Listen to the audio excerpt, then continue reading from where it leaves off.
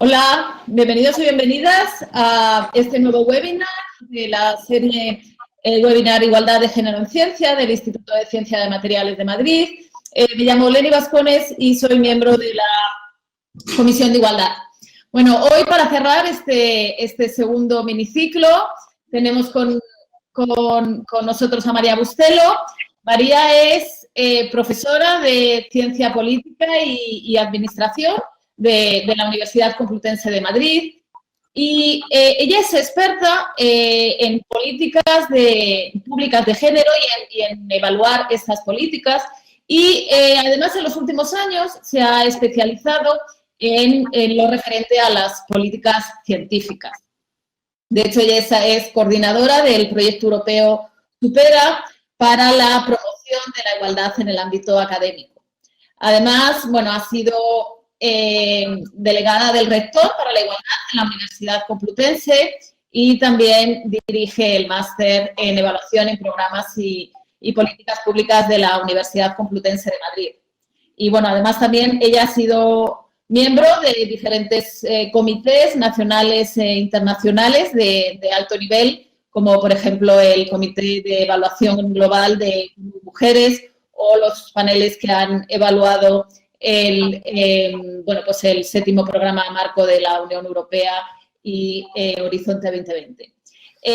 Hoy nos va a dar una visión muy general en lo que yo creo realmente es un webinar muy importante porque por esta además, en gran medida por su experiencia, pero también por esta visión general que nos va a dar de las políticas de género en la academia, del cambio estructural que suponen y de la resistencia a estas medidas. Así que, bueno, os dejo ahora con María.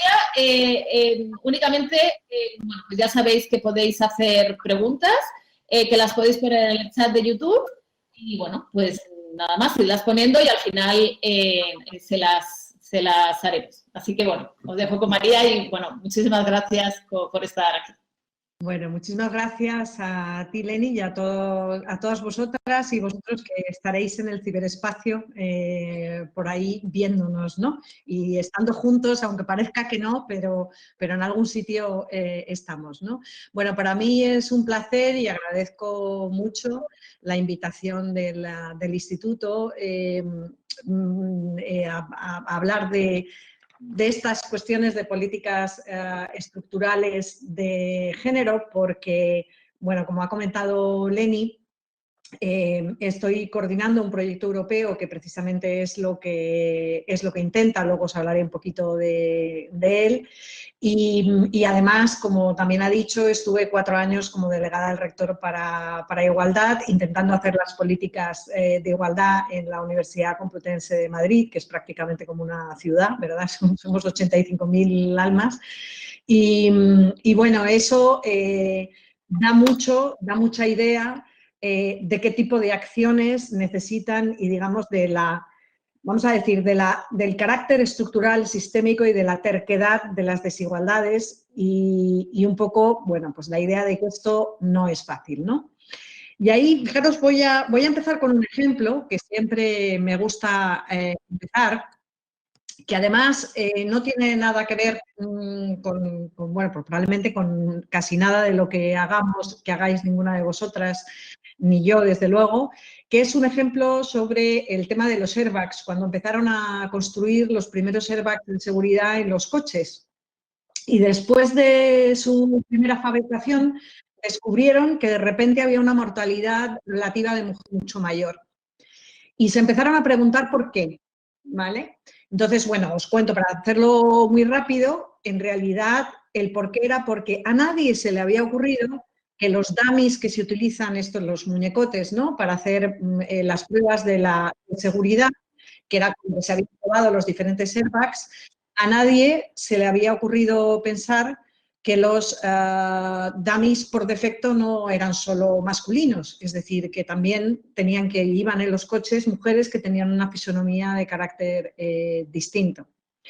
Pero además, una cuestión interesante, y por eso a mí me gusta mucho este ejemplo, porque distingue muy bien lo que es el hacer el análisis de sexo, que a veces hay que hacerlo y es aplicable, es decir, en este caso, digamos, lo que tiene que ver con las diferencias biológicas, que es simplemente que a nadie se le había ocurrido que las mujeres tenemos una fisonomía distinta, y ¿no? By default, ¿no? Como by default, en realidad que eran masculinos, sino que además había un componente de análisis de género que tiene que ver más con las cuestiones sociales y estructurales y que tiene que ver con que el asiento del copiloto es uno de los asientos más peligrosos y por roles de género normalmente son más las mujeres las que van en ese asiento, ¿no? Bueno, esto se hizo y incluso se llegó a publicar un artículo que lo tenéis ahí en el 2011, ¿no? Yo he utilizado mucho este ejemplo, como os digo, porque me venía muy bien para hacer las diferencias de sexo y género, pero tuve que dar una conferencia en enero de este año en el Ayuntamiento de Barcelona, además era a la alcaldesa y a los concejales y concejalas del Ayuntamiento de Barcelona.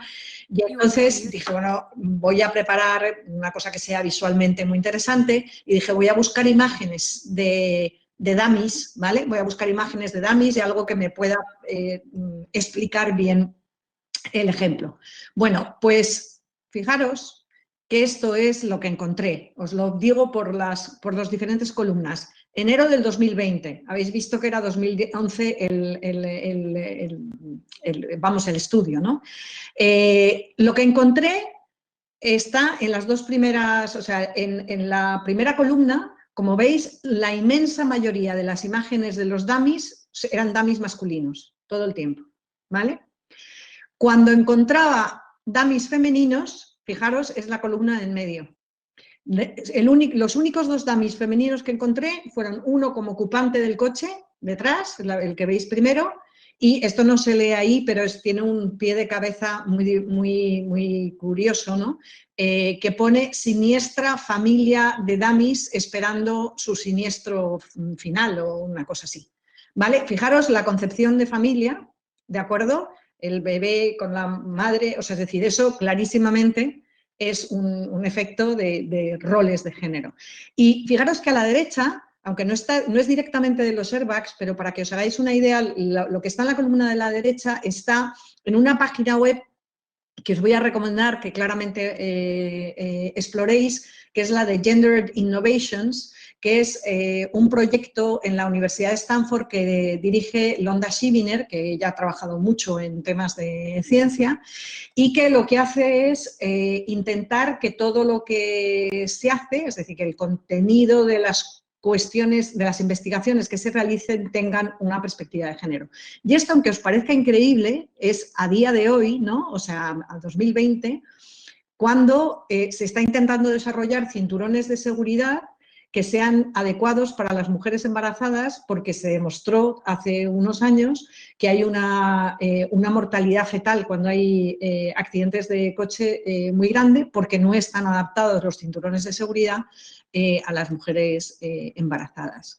Bueno, un poco quería empezar por aquí para que viéramos un poco la terquedad del problema, ¿no? Pero por supuesto hay miles de cosas más y supongo que habréis escuchado en algún momento el tema de los sesgos inconscientes, ¿no? Que empieza a haber cada vez más información sobre ello. Una que es muy famosa es de las orquestas de música, que no sé si lo habéis escuchado alguna vez, que era que como veían que había segregación a la hora de elegir instrumentistas hombres y mujeres, decidieron hacer audiciones ciegas, ¿vale? Y pusieron un biombo. Y entonces tenían el tribunal y luego venía la gente a tocar, los diferentes instrumentistas, para que vieran. Y entonces ya se vio que había alguna diferencia, pero cuando se vio que había más diferencias es cuando decidieron poner una moqueta en el suelo. ¿Vale? ¿Os imagináis por qué? Me imagino que podéis estar ahí. Bueno, estas son las penas del ciberespacio, porque si estuviéramos en directo, evidentemente era porque solo el ruido de los tacones y el ruido de cómo caminaban predisponía al tribunal a saber si eran hombres y mujeres. ¿vale? Y en el momento en que se eliminó eso, fue cuando efectivamente se vio que empezaba a no haber esos sesgos de género. Pero os digo que hay, bueno, en temas de música y orquestas sinfónicas y tal es tremendo. Hay, por ejemplo, poquísimas directoras y todo eso. Pero os digo, el tema de la evaluación del profesorado se ha demostrado y además se ha hecho últimamente también en Europa, porque hasta ahora se había hecho solo en Estados Unidos.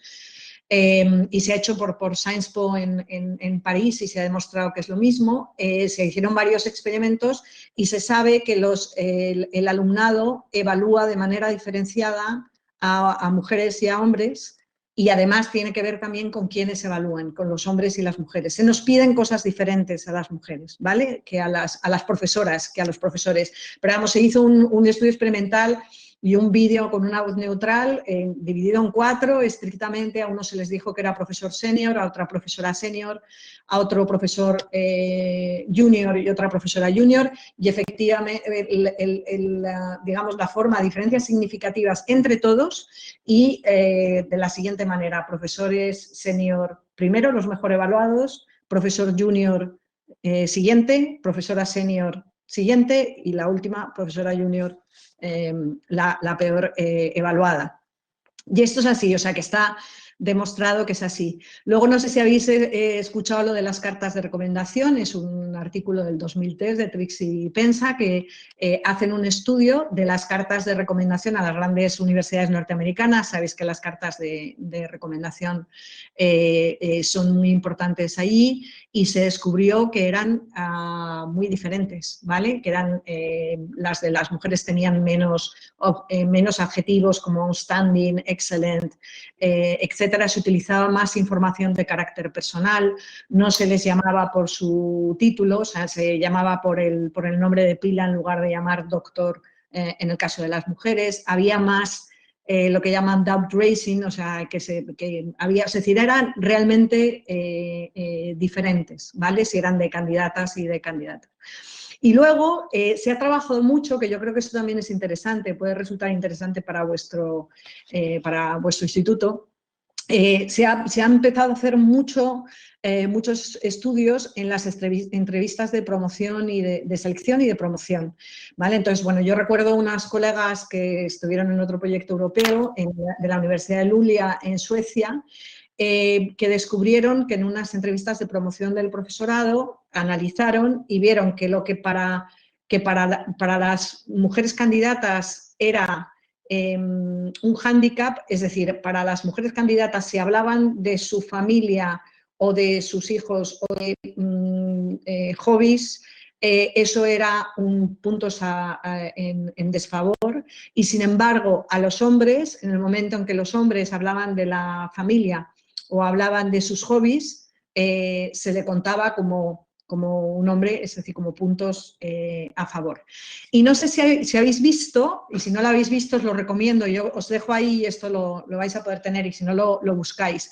Hay un vídeo que hizo el Instituto Catalán, el CERCA, que yo creo que lo hizo en torno al proyecto Libra, si no me equivoco, y que reproducen muy bien una entrevista de selección, como una especie de panel de entrevista de selección valorando diferentes currículums de hombres y mujeres, y está muy, muy bien hecha, porque salen un poco todos los sesgos inconscientes. De hecho, este vídeo se ha utilizado mucho, está en inglés, bueno, se puede subtitular, pero se ha utilizado muchísimo en varias agencias y en varios, esto para hacer formación de los paneles de evaluación antes de que empiecen a seleccionar, ¿no?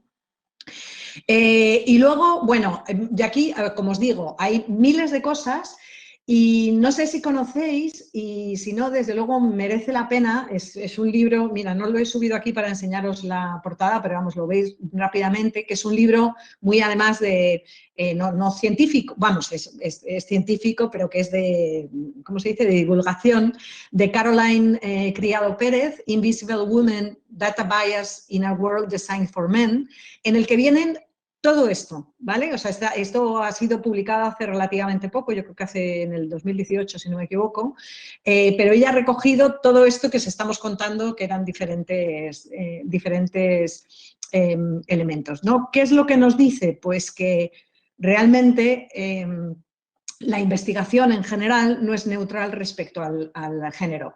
Os digo, no sé si habéis escuchado, pero los ataques de corazón, sabéis que también, como se supone que eran más los hombres los que lo tenían, nunca se atendió el que muchas veces los infartos a las mujeres les empiezan de una manera muy diferente a los hombres, que empiezan más con dolor en el pecho o con lo que sea, y a las mujeres es más una cuestión de dolor de estómago, de angustia y tal, y muchas veces se interpretaba como ansiedad y se las mandaba para casa, con lo cual ahí también ha habido diferencias. Tocar el piano, se descubrió que los pianos están hechos al tamaño de las manos masculinas y es mucho más difícil que estén. El hecho de las marchas en las Fuerzas Armadas, que de repente se descubrió que las mujeres en las marchas armadas a la hora de marchar se les dislocaban las caderas y bueno, que todavía tiene una serie de problemas. Y luego, esto también es un vídeo muy famoso que está hecho por las municipalidades de Suecia, en la que se dice, en la que se cuenta cómo se vio que incluso algo tan cotidiano como quitar la nieve en invierno podía tener una perspectiva de género, ¿vale? Os lo dejo ahí para que lo veáis, ¿vale? Es interesante, hay otras cosas más, es todo, hay varias cosas más en ese vídeo. Bueno, como os digo, ¿qué es lo que ocurre? Que además de claramente tenemos sesgos implícitos de género en el contenido de la ciencia y por eso he querido empezar por ahí, aunque ahora no vayamos más a la parte de políticas de género, ¿no? Pero es verdad que está, digamos, como muy demostrado, ¿no? Que en realidad estamos todavía ante una ciencia que es bastante androcéntrica, más bien la imagen del científico es como es. No sé si habéis visto, os lo pongo al final también, el nuevo documental que ha salido de Picture a Scientist, que es estupendo y trabaja, bueno, lo tenéis también al final, lo vemos. Y un poco la idea de que en realidad estamos hablando de una excelencia científica basada en un modelo masculino. Luego os diré, un modelo masculino de poca sostenibilidad de la vida, o sea, yo creo que es importante. Y aquí también os dejo otro vídeo para que podáis ver, que este es concretamente de cómo incorporar el género en el contenido, o sea, en el contenido de la investigación, ¿vale? Y diferentes ejemplos de cuando aplican, como os digo, análisis de sexo, análisis de género, etc. IGAR es Integrating Gender Analysis in Research, ¿vale? Es de lo que viene. Bueno, como os digo, sigo avanzando, ¿vale? Y de forma nada muy, muy general, ¿vale? Porque podríamos decir un poco qué es el género. No quiero daros mucho la lata con cuestiones de carácter teórico, pero sí, digamos que la idea de que la desigualdad, y ya lo dijo Simone de Beauvoir en el 49, es una desigualdad socialmente construida, ¿no? Entre mujeres y hombres.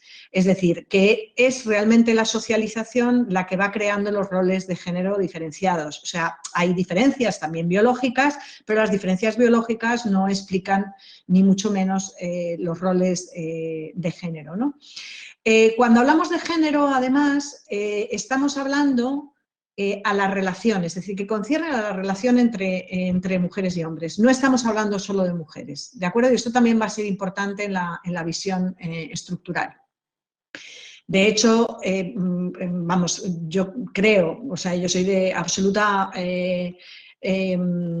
creo absolutamente en que en las políticas de igualdad tenemos que conseguir que los hombres se sientan implicados y si no va a ser difícil que podamos avanzar.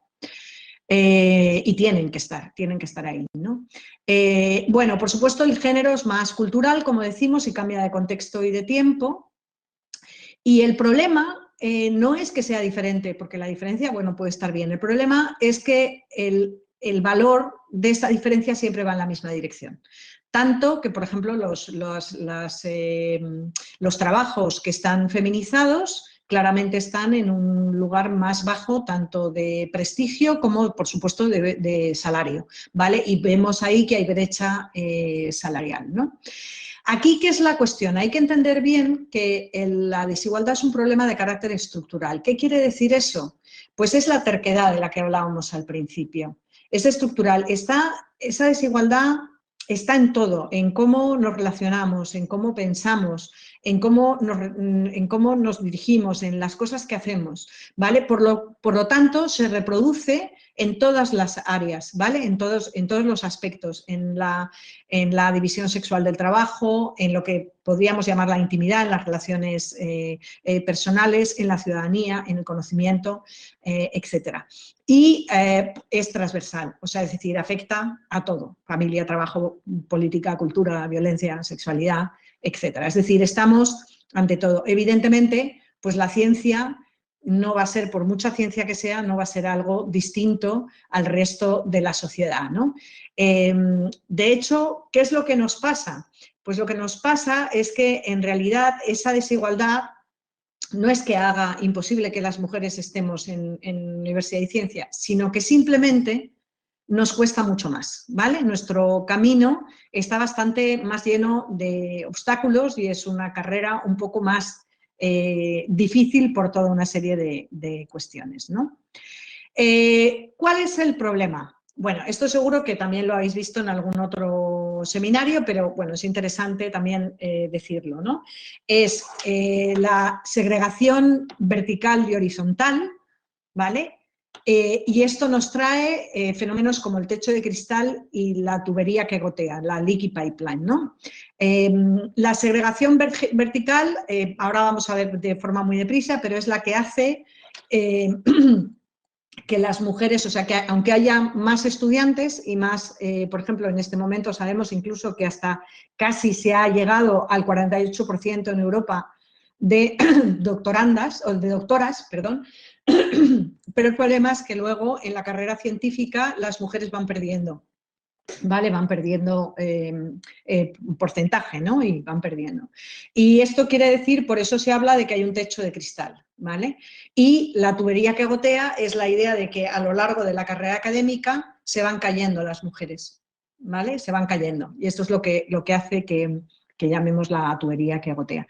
Y luego está además la segregación horizontal, que es cómo es muy diferente dependiendo de las áreas científicas. Y en este caso, yo creo que casi todas vosotras, el instituto está en física, que es un área dura, ¿eh? Es un área dura en ese sentido.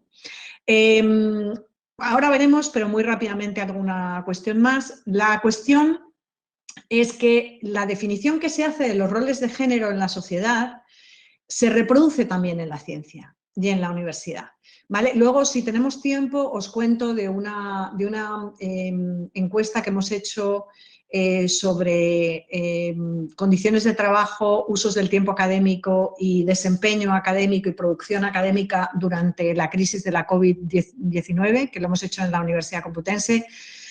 Y los datos, los resultados son de caerse el alma a los pies porque hay diferencias significativas entre hombres y mujeres prácticamente en todo. Es decir, que a las mujeres les ha costado mucho más el confinamiento y eso se confirman y reconfirman los roles de género y además esto afecta clarísimamente a la producción científica, tal y como se está midiendo en este momento, ¿vale?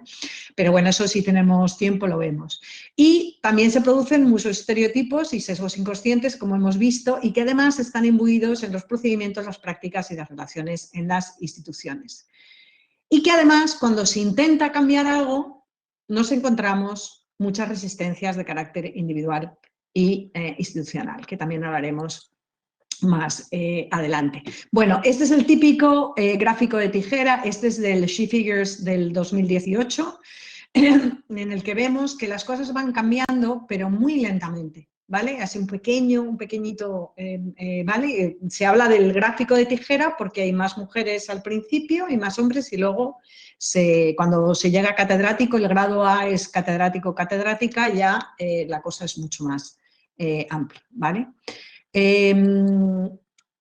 Aquí os he puesto un ejemplo, estos eran los datos que tenía yo, que es que me parece muy ilustrativo, ¿vale? En la Universidad Complutense teníamos el ejemplo de la Facultad, no sé si es de Educación o Trabajo Social, que está, sí, en las facultades, me parece que era de Educación, que hay un 80 y tantos % de estudiantes, y la Facultad de Informática, que además encima va bajando, ¿vale? Teníamos un 15%, un 19%, y va incluso bajando respecto a la anterior. Y esta sería la segregación horizontal. Esto, por supuesto, os voy dando datos simplemente para que tengáis. Os voy dando datos porque todo esto se refleja en todo, incluido en el dinero que recibimos para hacer investigación, ¿vale? Entonces, ahí tenéis de la convocatoria del 2018, la de retos y la del conocimiento, la general del conocimiento, en la cual en retos hay un poquito más de IPs mujeres, ¿vale? Esto, si lo queréis ver en amplio, lo tenéis que en la otra, pero todavía sigue habiendo una buena brecha entre las mujeres que son IPs y los hombres que son IPs. Y esto también ocurre en la evaluación, ¿vale? Ocurre en la evaluación. De hecho, por ejemplo, en las Juan de la Cierva, esto yo creo que también es la del 2018, se encontró que había una tasa de éxito más baja para mujeres. Estamos hablando de tasas de éxito, no que se presenten más o menos mujeres, ¿vale? Sino que luego, entre los hombres que se presentan, hay mayor éxito entre los hombres que entre las mujeres. Os digo que estamos justo, yo estoy junto con la profesora Olga Salido, estamos haciendo un estudio de qué es lo que ha pasado con la convocatoria piloto del sexenio de transferencia, que sabéis, no sé si lo habéis escuchado, que ha habido muchísimas diferencias de género. No solo ha habido diferencias en que se han presentado menos mujeres, sino que encima las que se han presentado han tenido tasas de éxito muchísimo más bajas que los hombres, ¿no? Entonces, bueno, estamos haciendo un estudio de qué es lo que ha pasado en todo lo que es el proceso de evaluación, porque hay una clara intención por parte de la ANECA de intentar que eso no ocurra, es decir, que se va a intentar mejorar todo para que eso no ocurra.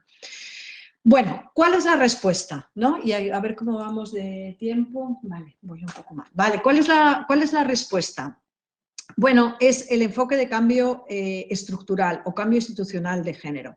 Fijaros que aquí el problema en foco no son las mujeres. Cuando se empezó a hacer políticas de intento, ¿no?, de promoción de las mujeres, que era lo que se hablaba antes en ciencia, lo que ocurre es que de repente alguien dice, ¿pero por qué hay tan pocas mujeres en ciencia? Y entonces el problema era ese, y entonces como se empieza a abordar el problema es, bueno, pues hay que ver por qué hay tan pocas mujeres y lo que hay que hacer es preguntarle a las mujeres y animar a las mujeres a que se metan en ciencia, ¿vale?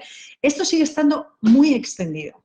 Os digo que en las entrevistas y los grupos que estamos haciendo del sexenio de transferencia nos llegan cosas como, no es que las mujeres tenemos que cambiar el chip, ¿vale? O sea, que es como la idea de que somos las mujeres las que tenemos que cambiar el chip. Y es esa idea, ¿no? Es decir, arreglar a las mujeres, o sea, vamos a arreglar a las mujeres para que puedan entrar en ciencia. Bueno, lo que hace el enfoque de cambio estructural es decir, miren, el problema no está en las mujeres, el problema está en las estructuras, está en las instituciones, ¿vale?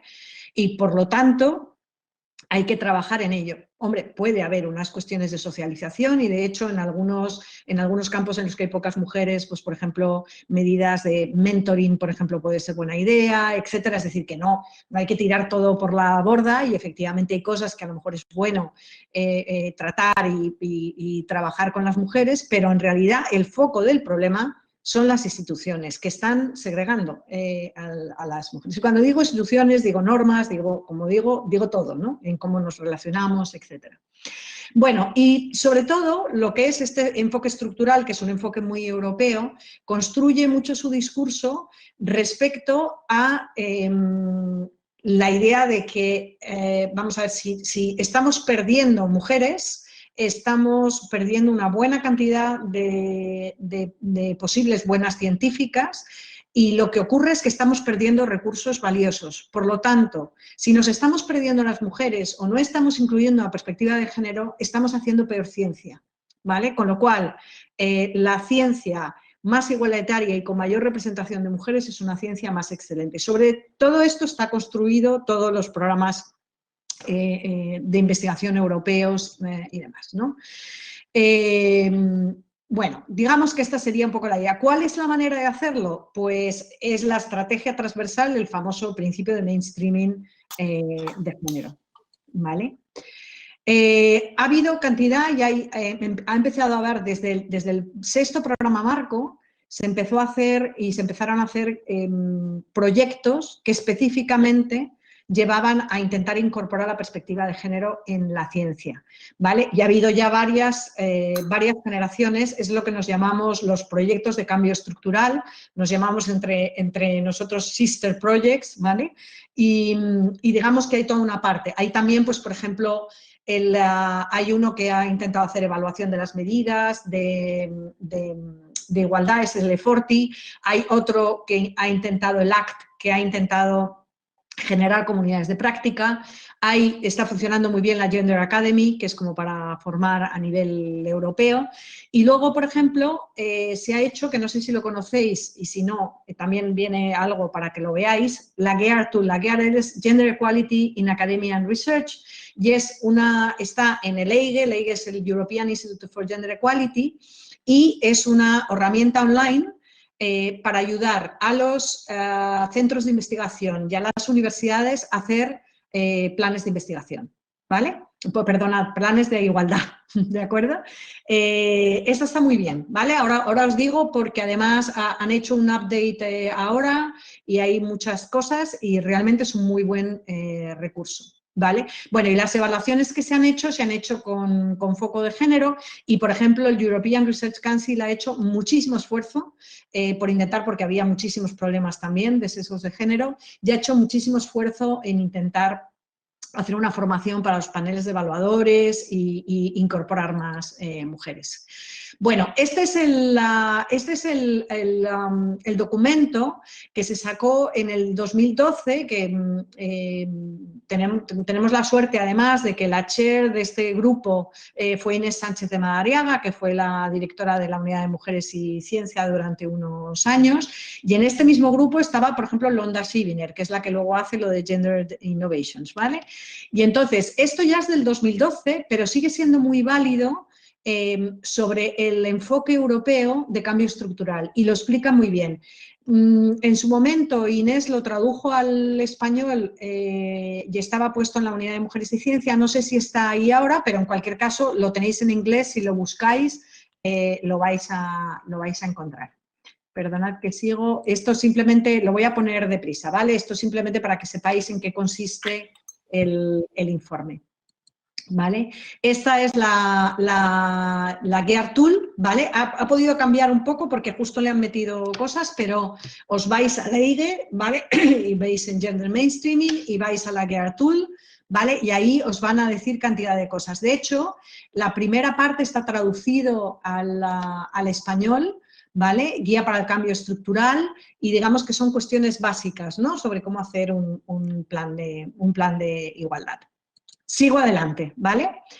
En Horizonte 2020, los 3 objetivos de igualdad eran el que hubiera un mayor equilibrio en los equipos de investigación a todos los niveles. El problema es que sigue habiendo menos investigadoras, especialmente en algunas de las áreas. Que exista un mayor equilibrio de género en la toma de decisiones. Esto, desde el punto de vista, desde la Comisión Europea, han conseguido, por ejemplo, que los grupos de personas expertas, de evaluadores, etcétera, haya ya mayor paridad. Y el que es más difícil y más terco es el tercero, que es la integración de la dimensión de género en la investigación y la innovación como contenido, ¿vale? O sea, la dimensión de género en el contenido, perdonad, que es que esto está puesto un poco, en el contenido de la investigación y la innovación. Voy poniendo, vale, voy avanzando. Bien, con respecto a la legislación española, nosotros tenemos una legislación muy buena comparado con otras cuestiones europeas. Tenemos el principio de transversalidad o mainstreaming de género y la ley de la ciencia, además de la ley para en las universidades, por ejemplo, eso también era importante. La ley de igualdad y la ley de ciencia realmente incorporan muchas cosas de perspectiva de género, ¿vale? Es importante esta parte de legislación y de hecho os voy a decir algo que es muy nuevo, que sabéis que empieza Horizonte Europa, que sería el noveno, es el programa marco en Europa, y que sepáis que esto se anunció el 22 de septiembre por parte del director general, ya lo habían anunciado antes, pero se anunció oficialmente, y es que para presentar cualquier proyecto a Horizonte Europa, la institución desde la que le presentemos tiene que tener un plan de igualdad. Y va a ser un requisito, ¿vale?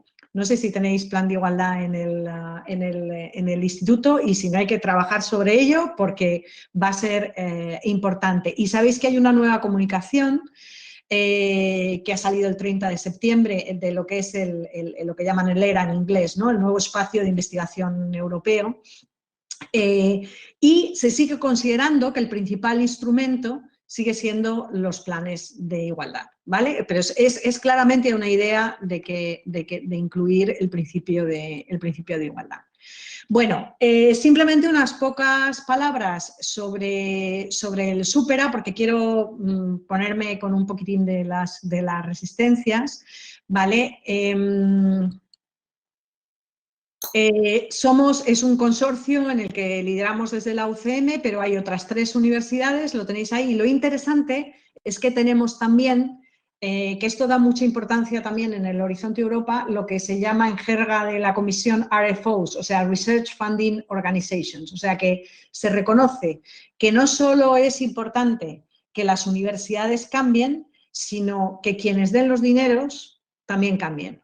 ¿Vale? O sea, cómo se repartan los dineros en ciencia. Y sabemos que en ese sentido, pues es interesante también el hacerlo. De hecho, el Supera tenemos como socio a la Unidad de Mujeres y Ciencia, pero para hacer el plan de igualdad de la Agencia Estatal de Investigación. Y lo bueno es que tenemos socios de apoyo que son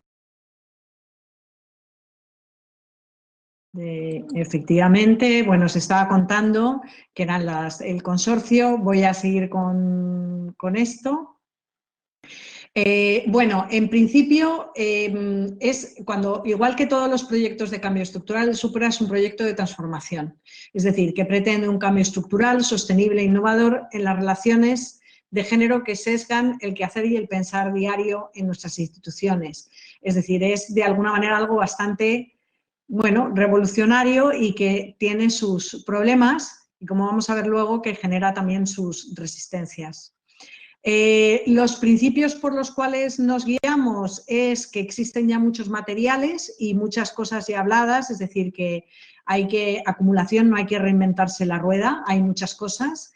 Luego, el principio de inclusión, realmente, si se quiere hacer un cambio estructural, hay que hacerlo contando con toda la comunidad investigadora, ¿vale? O con la comunidad universitaria, en caso de que sea en universidades. Es decir, que no nos podemos quedar solo, incluso pues las personas que somos expertas en género trabajando en esto no lleva a ningún sitio. Digamos que de lo que se trata es de poder trabajar con todos y todas. El tema de innovación, hay toda una parte de trabajar con el Design Thinking, con Gender Equality Hubs, Fab Labs, bueno, toda una parte interesante de eso. Y el tema de sostenibilidad es tremendamente interesante. Claro, ahora tenemos el dinero de la Comisión Europea, pero de lo que se trata es de hacer todo de manera que se quede en las instituciones en las que estemos trabajando una vez ya no esté el proyecto. Bien, entonces, bueno, las áreas de trabajo, seguimos las mismas áreas que en Horizonte 2020, o sea, por un lado, selección y retención de talento y desarrollo de carrera, en otro lado, transformación de la toma de decisiones y en otro, excelencia en la investigación y dimensión de género. Aquí en las universidades metemos también docencia y metemos también gestión, etcétera, y luego un objetivo transversal que es los estereotipos de género, acoso sexual y sexista, porque eso también va a ser una parte importante. Bueno, aquí os quería contar, simplemente daros una pequeña píldora de lo que hicimos en lo que os he contado de la encuesta. Es muy tremendo, ¿vale? O sea, vimos que hay diferencias significativas claramente en lo mal que lo han pasado las PDI, personal docente e investigador en la Universidad Complutense, con respecto a los PDI hombres. Quiero decir que hay diferencias significativas, por ejemplo, en todo el tema de haber sentido depresión, preocupación, ansiedad, etcétera. En eso también hay diferencias en las condiciones de trabajo. Hay diferencias significativas, por ejemplo, de no tener un espacio propio para poder trabajar en las casas. Y había alguna otra cosa más. Y en el equipamiento informático. El equipamiento informático también era peor para las mujeres.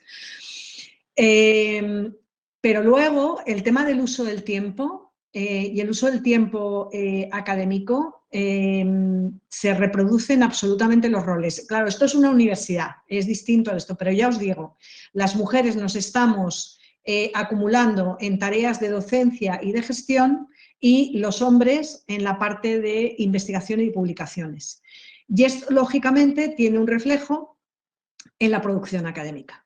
¿Vale? Y lo que hemos preguntado es terrible, hay diferencias significativas prácticamente en todo, en número de artículos, número de capítulos de libros, prácticamente en todo. Bueno, esto lo vamos a ir lanzando poco a poco porque seguimos haciendo análisis, pero lo lanzaremos probablemente pronto porque bueno, es muy interesante, es muy interesante. Realmente lo que ha dejado la pandemia es al desnudo unas desigualdades que por supuesto estaban ahí, pero que se han agravado con la pandemia y sobre todo se han dejado al desnudo. Es decir, que en realidad, si me permitís, esto ya es un poco de cuestión filosófica, pero creo que está en la base, ¿no?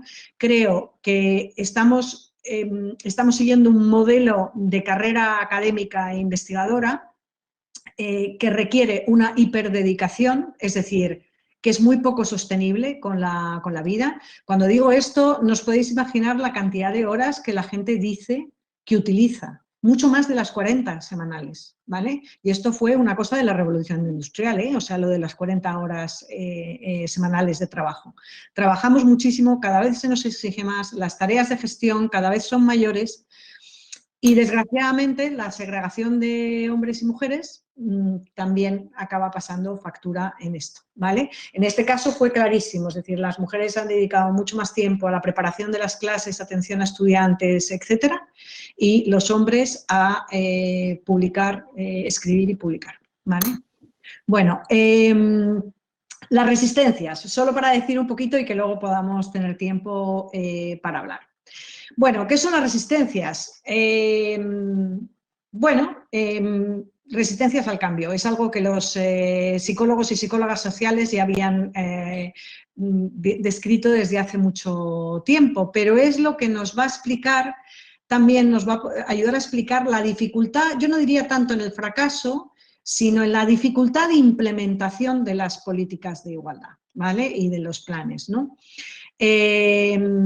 Las resistencias son en realidad oposición a los cambios que se promueven desde el mainstreaming de género y, lógicamente, hay una cuestión de poder también. O sea, en realidad las políticas de igualdad lo que están haciendo es diciendo que hay que cambiar las relaciones de poder y que hay que estar. Bueno, pues esto es normal que de alguna manera haya este tipo de resistencias, ¿no?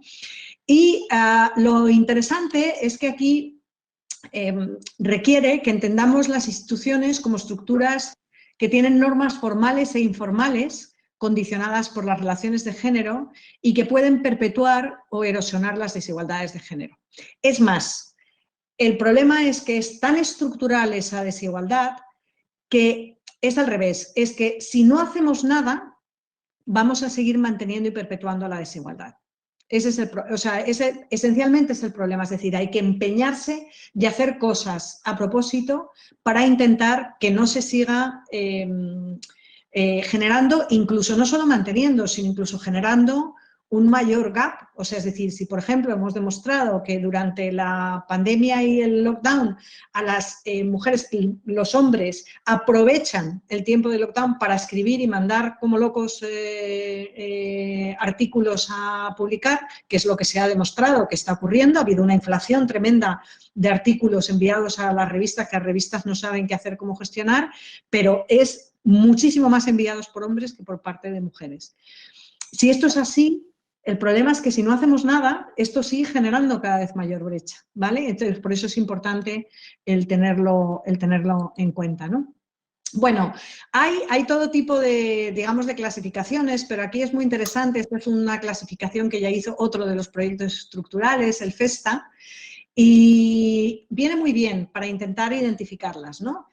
Pues hay resistencias de carácter personal, que a veces las tenemos y todos lo podemos tener, y luego hay resistencias institucionales, ¿vale? Que son sistemáticamente repetidas en una institución y que son la expresión de las normas formales y a veces informales también, y los valores que priman en una institución, ¿no?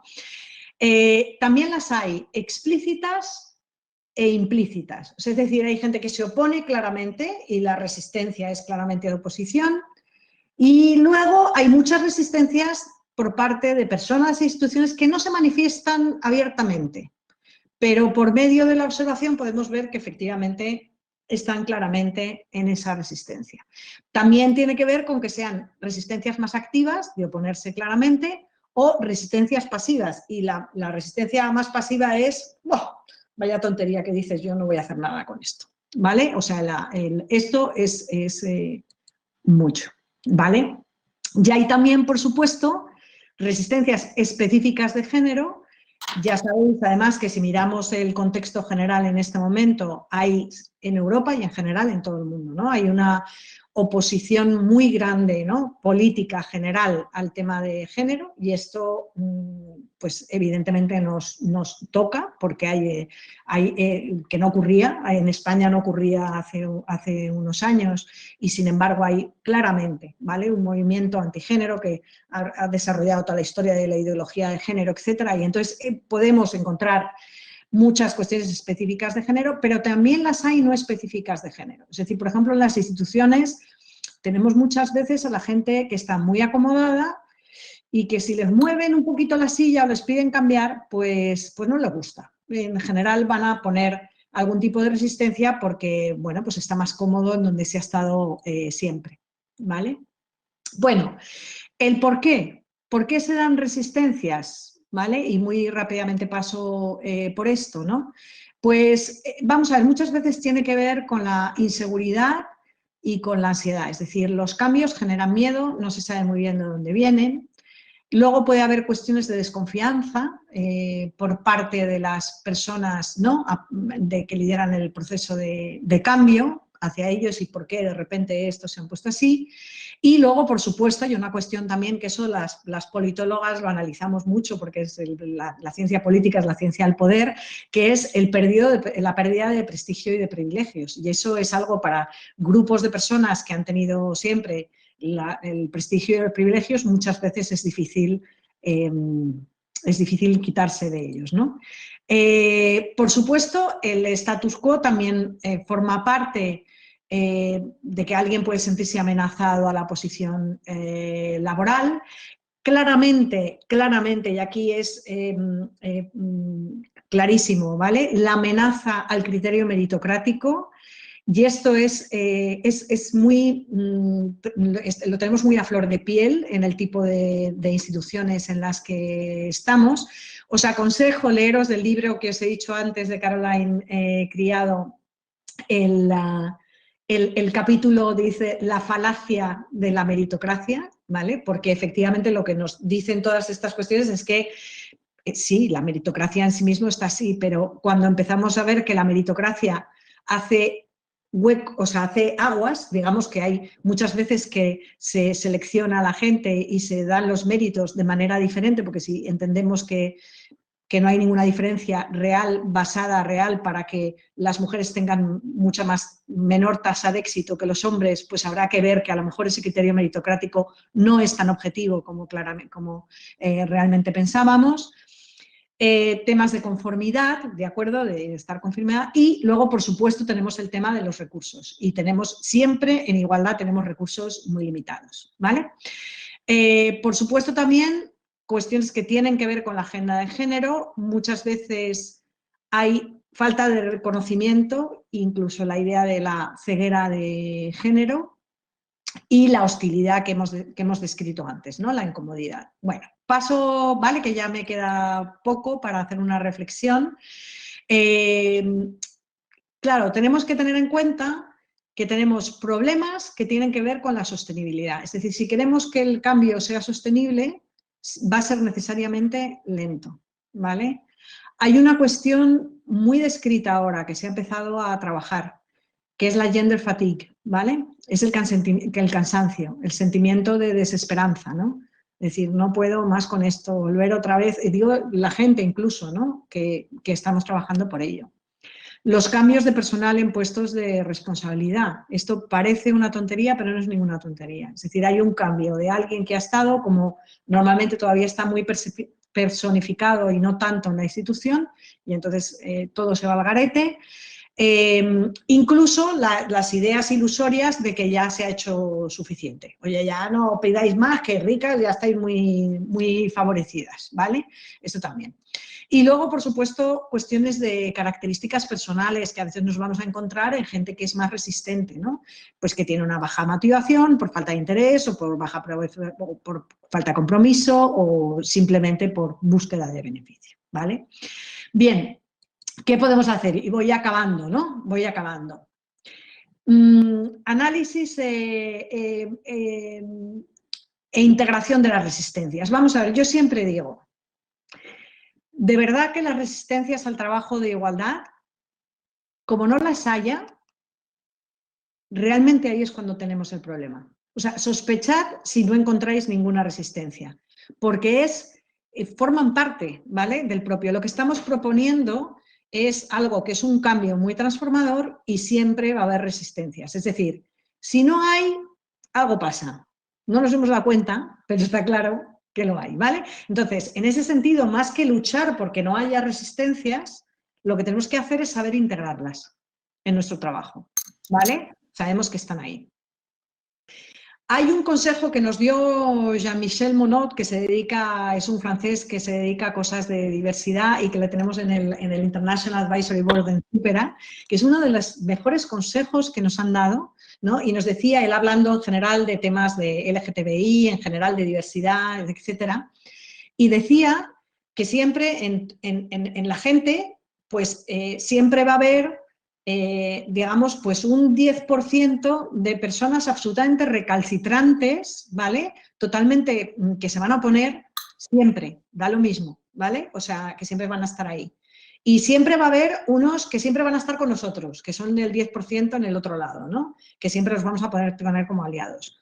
Lo que nos decía es, no hay que empeñarse en esos que sabemos que son muy difíciles de cambiar. Hay que empeñarse en los que están un poco más entre medias, ¿no? En los que empiezan a estar pues más del 80%, porque están de acuerdo con nosotros en un 80, un 65%, ¿vale? Y que a la gente que es muy difícil cambiar, esto me recordaba a cuando yo me dediqué a estudiar el tema de los heavy smokers, porque tenía una madre que fumaba muchísimo, 3 cajetillas diarias, y había toda una investigación en Estados Unidos que decía no merece la pena invertir en prevención de los heavy smokers porque van a seguir fumando de todas maneras. Mi madre se murió y a escondidas seguía fumando cigarrillos, ¿no? Entonces, bueno, pues esto es lo que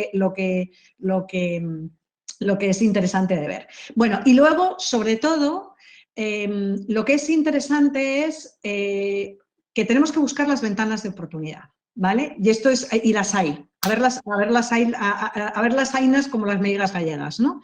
De repente hay un momento que hay una ventana de oportunidad y tenemos que saber cómo reconocerla, ¿vale? Entonces, digamos que tenemos las resistencias por un lado. Claramente una manera de trabajarlo son alianzas, hacer alianzas con aliados, tener aliados y aliadas, ¿vale? Y esto es muy importante. Reconocer las ventanas de oportunidad y ponerse rápidamente a intentar utilizarlo. Y la última cuestión sería la cuestión de resiliencia, ¿vale? Que sería la resiliencia, ya sabéis, entendida como, bueno, tener capacidad de volver a adaptar para, a lo mejor, si no volver a empezar, pues por lo menos saber que das un paso para adelante, das 2 para atrás, vuelves otra vez, y aunque sea poquito a poco, se va cambiando. Bien, ya por último, nada, a modo de conclusión, ¿vale? En general, ¿de acuerdo? En general, para pensar en cuestiones. Bueno, por supuesto, ha sido muy importante y sigue siendo muy importante todos los estudios de género que se han hecho en todas las áreas y lo que llamamos el conocimiento experto de género. Es decir, si no tuviéramos ahora todas esas investigaciones que se han hecho, que he empezado con lo de los airbags, pero hubiera sido con cualquier otra más, tendríamos mucho menos en lo que basarnos, ¿vale?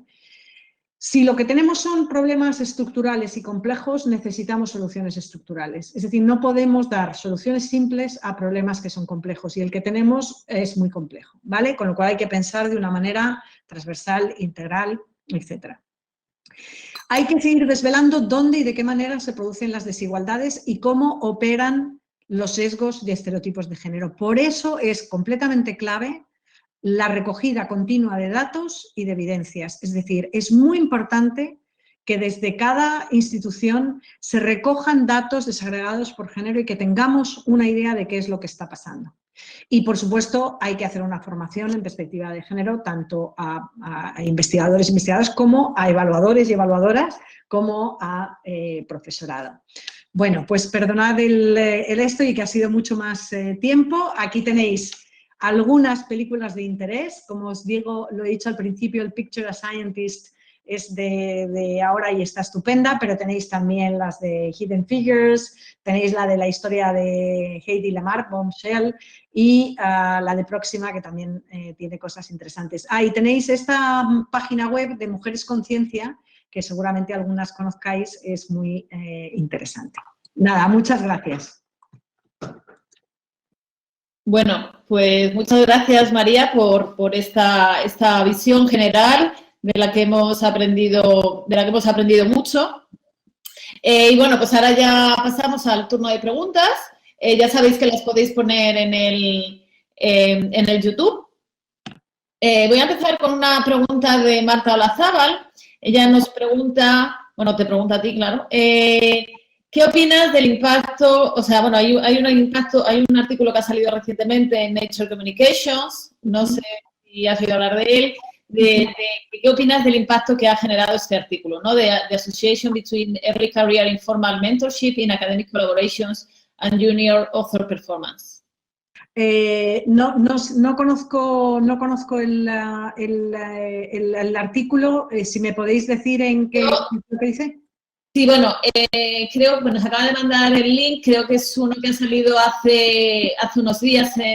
Y es que, bueno, lo que dicen, analizan la carrera de muchísimas personas en la academia, creo, no sé si 3 millones de personas, y miran quién ha sido su supervisor o su supervisora, pues diferentes, pues desde el género del supervisor o la supervisora a si era una persona muy importante, un big shot, o sea, muy conocida, si era, tenía muchas colaboraciones gracias a esa mentoría, ¿no? Entonces, una de las cosas, bueno, pues de las conclusiones que saca, que es la que ha generado muchísimo impacto en las redes, es el hecho de que dice que, bueno, pues que les va mejor a las personas tener un mentor hombre y que entonces, pues, que para solucionar el problema del género, pues las mujeres deberían tener mentores hombres. No sé si Marta quiere decir algo, esto es un poco lo que... sí, bueno, dicen que eso, que usan datos de coautoría en los artículos. No sé si ella quiere apuntar alguna otra cosa de este trabajo en la pregunta. Entonces, bueno, claro, ha generado bastante... polémica. Sí. Bueno, no sé si Marta quiere decir algo.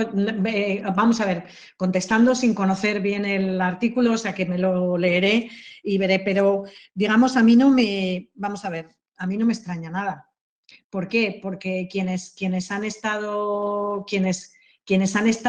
con el poder, digamos, ¿vale? Son los hombres. Es decir, los hombres están mejor relacionados, sabéis que es muy importante tener como mentor a alguien que te puede relacionar, que te puede mandar para un lado o para otro.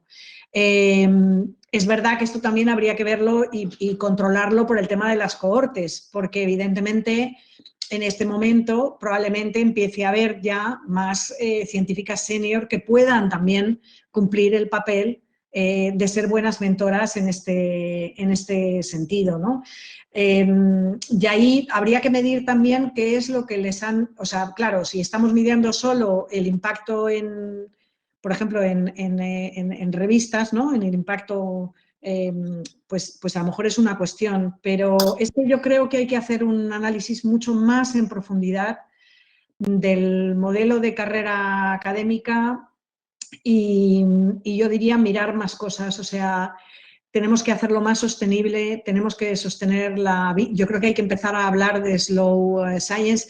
Yo os digo, yo soy especialista en el tema de evaluación y es una de las cosas a las que me dedicaré en los próximos años, porque desde luego desde el punto de vista de la teoría de la evaluación, que la excelencia científica esté medida casi exclusivamente con un único indicador, que además es un indicador que está y cada vez menos mal empieza a estar más cuestionado, que es simplemente el impacto en revistas, el índice de impacto en revistas, es, perdonad que lo diga así, o sea, es muy importante el haber, y por supuesto no quiere decir que hay que renunciar a eso, pero solo eso y que eso determine la excelencia académica es enanez mental, con perdón, ¿vale? O sea, es reducir un constructo tan rico y tan, digamos, complejo como puede ser la excelencia académica, medirlo solo sobre cuántos Q1 tienes.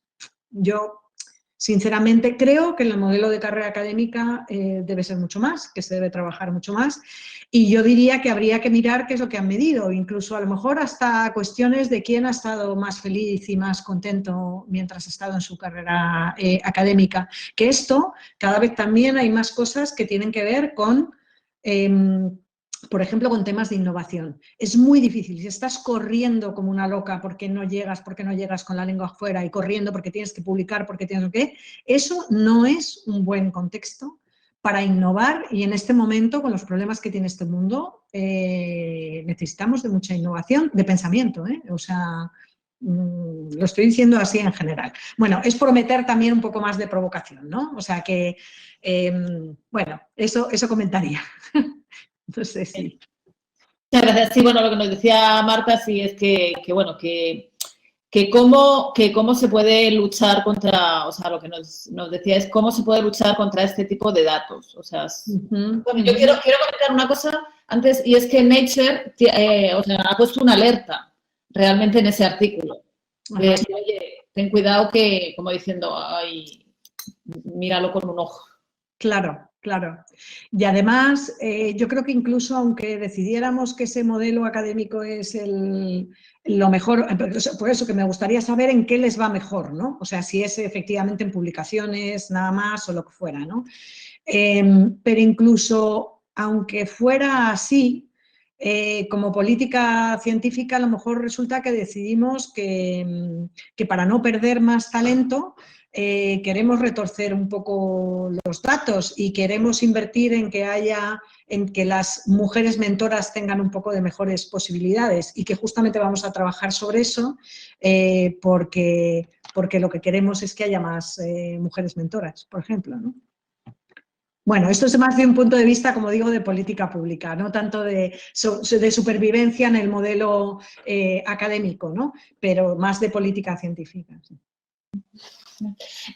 Nos pregunta Silvia Gallego, dice, bueno, pues se refiere al caso del CSIC, el CSIC es una institución muy grande, está muy jerarquizada, ¿no? Entonces, luego hay muchas algunas de las políticas, por ejemplo, los planes de igualdad, algunas vienen del CSIC, ¿no? Es decir, bueno, el CSIC tiene su plan de igualdad y tiene, pues, a nivel, por ejemplo, de cómo se hace la selección, hay determinadas cosas que las dicta el CSIC. La pregunta es, ¿qué se puede hacer desde los centros más pequeños, desde los institutos?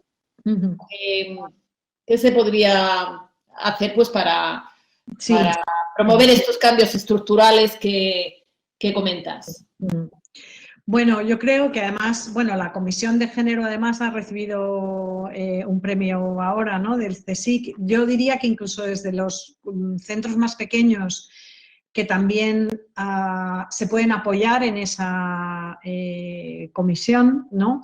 Pero sí, evidentemente yo creo que hay que hacer también cosas en lo más doméstico, cuando digo doméstico desde lo más pequeño. Y yo creo que se puede, es decir, aquí hace falta un poco de liderazgo, entonces tiene que venir de la mano de alguien que esté en los institutos, en los centros más pequeños, pero que, digamos, que genere y que busque las ayudas. Lo que digo, hay ayudas europeas, proyectos europeos, gente que está trabajando desde diferentes sitios y además yo creo que todo el mundo está absolutamente dispuesto a apoyar, ¿de acuerdo? Y a hacer cosas. Entonces, bueno, en concreto, por ejemplo, esto que estáis haciendo vosotros, vosotras de los webinars, es una iniciativa fantástica y eso hace un poco que también se anime gente. Tiene que empezar por algo y yo diría, tiene que empezar con alguien que lo que tiene que hacer es buscarse las personas aliadas, ¿vale?, con las que puede trabajar, tanto internamente como externamente, ¿vale? Y en ese sentido yo diría, pues, podéis recurrir a la Comisión de Género del CSIC, pero no solo eso, sino que externamente hay muchas posibilidades, ¿de acuerdo? Desde en el Ministerio está la Unidad de Mujeres y Ciencia, pero también está, es decir, no estamos en un mal momento, ¿vale? Para eso, no estamos en un mal momento. A pesar de toda la que esté cayendo en general y la oposición en general al género en un contexto político más general, no estamos mal y realmente se están definiendo prioridades de género a prácticamente todos los niveles, tanto a nivel europeo, como he contado antes, como a nivel nacional. Ya hay posibilidades, ¿vale? Yo creo que hay posibilidades. Nada, animarse. Bien. Nos pregunta Ainhoa Resa, dice, has hablado de la importancia de recoger datos desagregados por sexo y género y dice, ¿crees que se debe y qué sentido y que tiene sentido hacerlo desde una perspectiva no binaria de ambos sexos? Sí, buena pregunta, Ainhoa, porque yo creo que no hay que ponerse demasiado nerviosas y pensar que porque ya no tengamos la concepción binaria nos vamos a quedar sin datos. Es decir, yo sinceramente creo que perfectamente se puede aplicar la idea de digamos, de siempre dejar la opción de que si alguien no quiere ponerse en un género o en otro, que tenga la oportunidad de poner otros, ¿no? Una vez dicho esto, realmente la categoría género sigue siendo una categoría absolutamente básica para poder analizar y para poder luchar contra las desigualdades de género, absolutamente, ¿vale? Y todo esto ha venido porque sabemos que en las relaciones de género hay jerarquías, ¿vale? La jerarquía de género está muy claro de un género sobre otro. Y esto aplica de forma muy concreta en el tema, ¿no?, de investigación y de ciencia. Entonces, yo ahí sí que diría que yo reivindicaría absolutamente la necesidad, o sea, respetaría, por supuesto, a todo el mundo que quisiera y no quiera, digamos, estar en categorías heteronormativas, y me parece fantástico, pero por favor que se permita seguir recogiendo los datos desagregados por género, porque es lo que nos permite explicar la realidad. Podemos intentar también, por supuesto, aplicar y explicar la realidad de las realidades no binarias, pero para eso necesitamos registrarlas. Fijaros que todavía estamos en muchas instituciones que todavía no se ha entendido y todavía no se recogen los datos desagregados por sexo. Entonces, es que estamos todavía en una situación muy concreta con eso y, desde luego, para las políticas de igualdad es absolutamente clave, absolutamente clave. No sé si he contestado, pero que sí. Marta Sorribes nos pregunta, ¿crees fundamental aumentar la plantilla de personal especializado en las unidades de igualdad de los diferentes organismos para conseguir avanzar en objetivo o ves otra vía más útil para lograrlo? Bueno, vamos a ver, desde luego, ¿vale? O sea, desde luego, no, pero sobre todo porque lo voy a poner en contexto, no es una cuestión de pedir y de pedir más y de pedir más, no, es que hay estudios en los cuales es patético en nuestro país cómo están las unidades de igualdad. Es patético. Es decir, unidades que muchas veces se llaman unidades y se llaman unidades porque a lo mejor solo tienen una persona, ¿vale? O tienen a alguien asignado. Es decir, que están tremendamente mal dotadas. Esto es algo que ya se ha dicho, por ejemplo, en las universidades en el tema de la CRUE, y esto tiene que tener, en esto nos viene también bien los proyectos europeos nos puede venir bien el hacer ruido con esto.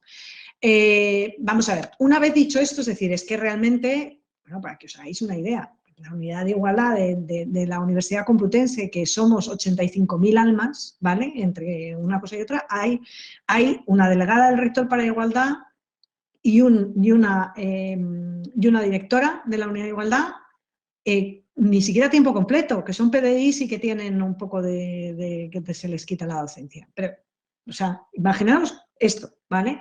Entonces, por supuesto que esto tiene que estar dotado, se necesita, porque además se necesita conocimiento experto de género. Una vez dicho esto, necesitamos también trabajar con los demás. Pero os voy a poner el ejemplo concreto, ¿vale? El ejemplo concreto en la UCM, en la Universidad Complutense de Madrid, a raíz además del Súpera y de cuando estaba yo en la Unidad de Igualdad, se creó como parte del Súpera una red de nodos de igualdad de género en las facultades. Tenemos 26 facultades, para que os hagáis una idea, ¿vale? Esta red ha ido creciendo, vamos, y han hecho cuestiones fantásticas, han trabajado en las facultades y de hecho está puesto como buen ejemplo, como buena práctica en la GEAR Tool, ¿vale? Lo veréis.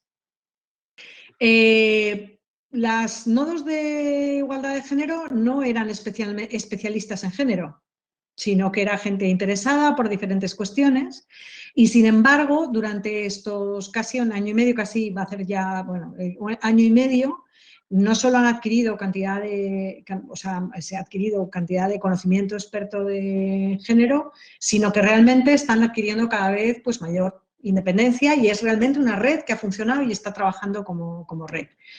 Ahora, es cierto, ¿qué es lo que se necesita es decir, esta red no ha funcionado sola así desde el principio, es porque desde el Súpera somos un equipo prácticamente de 3 personas, una a tiempo completo y 2 a tiempo parcial, y porque alimentar esa red y llevarla a cabo necesita de esfuerzo, necesita de tiempo, necesita de saber metodologías participativas, etcétera. Y esto es lo que se ha hecho. Es decir, que yo reivindicaría desde luego mayores recursos, en este caso nosotros pues los hemos cogido de un proyecto europeo, pero mayores recursos y, por supuesto, para intentar involucrar al máximo de gente. O sea, no hacerlo solas. O sea, ese es el problema, ¿vale? Una de las grandes resistencias, perdonad que no he dicho antes, pero una de las grandes resistencias, por ejemplo, en las universidades, que son muy grandes con los planes de igualdad, la típica es, a mí déjame en paz, esto ocúpate tú, que para eso estás en la unidad de igualdad. Es decir, cosas de igualdad, ocúpate tú, eres tú la que tienes que hacerlo. Y por lo tanto, la cuestión de transversalidad, el principio de transversalidad no se cumple. No se trata de que la unidad de igualdad haga las cosas, sino que tengamos que, ¿vale? que estar o sea, que involucremos a toda la gente. Gracias. Muy bien, y tenemos otra pregunta de Marta Olazábal, dice, los planes de igualdad tienen scope definido al contexto laboral y las desigualdades son transversales y conectadas entre lo laboral, el contexto familiar, etc. Dice que si hay experiencias innovadoras en esto. Fíjate que, vamos a ver, bueno, efectivamente, esta es un poco me alegra mucho, Marta, que hagas esta pregunta, porque efectivamente nuestro background legislativo en España nos lleva mucho a pensar en los planes de igualdad, sobre todo en el aspecto laboral, porque están definidos así en la Ley 3/2007, ¿no? De hecho, eso es lo que hace que cualquier plan de igualdad, además, tenga que pasar por la mesa de los trabajadores, etcétera, porque está realmente definido en el campo laboral. Pero, desde luego, los planes de igualdad en centros de investigación y en universidades, y desde luego en universidades, te lo digo clarísimamente, van más allá del ámbito laboral. Es decir, los planes de igualdad tienen que cubrir también no solo que haya aspectos de lo laboral, de la conciliación de la vida laboral, etcétera, de los trabajadores y trabajadoras, sino que, por ejemplo, en las universidades lo que más tenemos es estudiantado, ¿de acuerdo? Estudiantado que en teoría no tenemos relación laboral con ellos ni entre ellos y sin embargo tienen que estar presentes en los planes de igualdad. ¿Vale? Hay muchas cosas de ciencia y muchas cosas que no pasan por la cuestión, hay algunas que sí y hay otras que a lo mejor no tanto. O sea, decir, pues por ejemplo, si decimos cuestiones de selección, de carrera, etcétera, pues evidentemente hay una parte de laboral muy importante, pero si estamos hablando de cómo incorporar la perspectiva de género y la dimensión, el contenido de género en la investigación, ahí se nos escapa un poquito el aspecto laboral. Entonces, yo diría que en realidad esto del link a lo laboral es muy español. Si te vas fuera a Europa, sí es cierto que, por ejemplo, cuando hay algunos planes de igualdad y universidades y centros de investigación que están más en lo laboral y entonces son los departamentos de recursos humanos los que están más metidos, pero no son precisamente los que tienen más éxito desde el punto de vista estructural, si se quedan solo en recursos humanos, sino que hay que mirarlo de una manera un poco más amplia. No sé si era eso un poco lo que me dices y bueno, por supuesto, ejemplos hay miles y te invito a que veas lo de la Gear Tool, que se ha hecho un update de diferentes ejemplos. Está un poco lioso todavía en cómo verlo, pero si os buceáis por ahí y vais, hay ejemplos de cada cosa, ¿vale? De cada cosa y de cosas que se han hecho en un lado, en otro, etcétera. Bueno, pues ya yo quería hacer una pregunta antes de cerrar el webinar y era relativo a el papel que juega tanto en las políticas de formación que se están, en las políticas que se están planteando en la Comunidad Europea como en cómo hacerlo el papel de la formación, es decir, en tema de, comentabas que toda la comunidad tiene que, para que haya un cambio, tiene que involucrarse toda la comunidad, ¿no? Es decir, por ejemplo, a nivel de personas que evalúan, a nivel de, pues simplemente el trato del día a día, es que todo eso entra.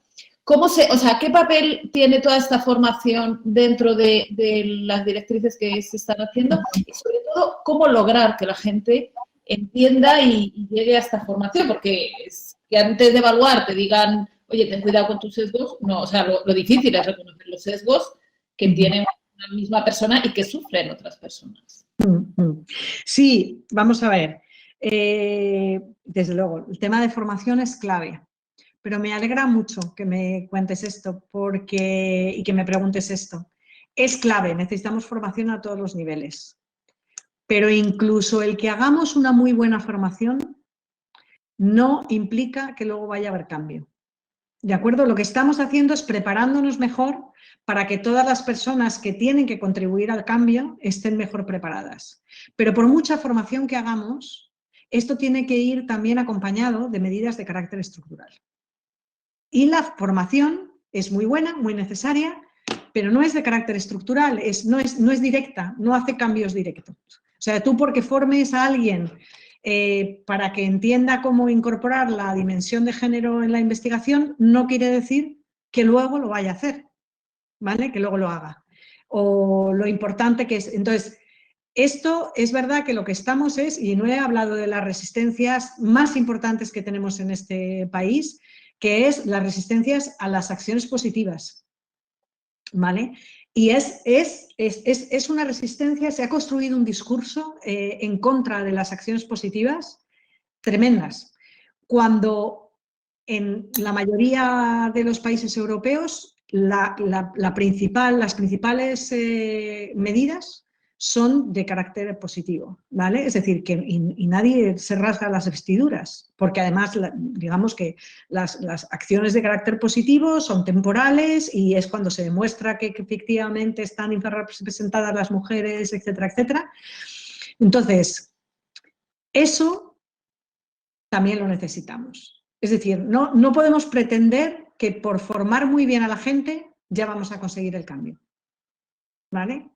Entonces, y por supuesto, estoy diciendo que la formación es absolutamente clave, de todo tipo además, o sea, de todo tipo, a todos los niveles, y además la formación en género es una formación que produce más cambios que otro tipo de formación, muchas veces, ¿no? Y que y que hace que realmente la gente esté en mejor disposición a ver las cosas. Pero no puede ser solo formación, ¿vale? Tiene que ir acompañado de medidas de carácter estructural y de cambio realmente. Muy bien, pues bueno, pues agradecemos a María este fantástico webinar y bueno, pues os agradecemos a todas las personas que nos habéis estado siguiendo, tanto hoy como estos otros días. Ya sabéis que los webinars los estamos dejando en YouTube y bueno, pues gracias y nos vemos pronto. Bueno, Hasta luego. muchísimas gracias. Buenísimas preguntas además, ¿eh? Venga, hasta luego. Chao, chao.